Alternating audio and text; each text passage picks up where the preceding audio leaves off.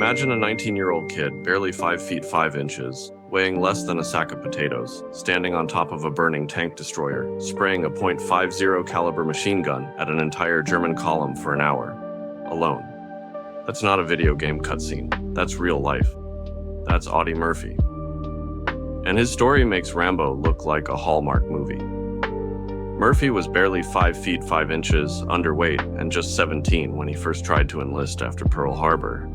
The Army basically laughed and said, "Nice try, Junior, come back when you hit puberty." So he forged his documents, shaved a year off his age, and got in anyway. That's step one of his built different resume.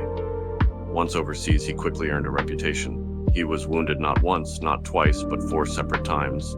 And every time, he kept coming back for more. During one of those wounds, a sniper shot him. Instead of staying down, Murphy got back up, found the sniper, and dropped him. That's not luck, that's spite weaponized. But the moment that cemented his legend came in January 1945. His unit got ambushed by German tanks and infantry. Outnumbered and outgunned, Murphy ordered his men to fall back to the woods while he stayed behind, alone.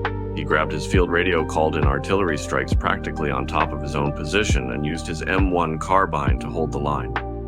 And then came the insanity. He climbed onto a burning tank destroyer the crew had abandoned, jumped behind the .50 caliber machine gun, and started tearing through waves of enemy soldiers.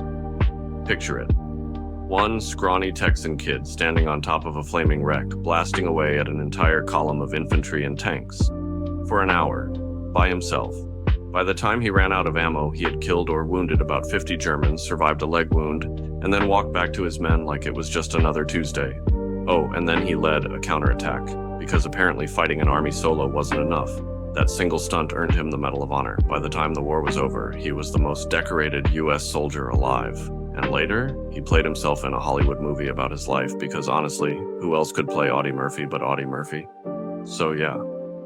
The Army thought he was too small to fight. Turns out he was the perfect size to become a one-man army.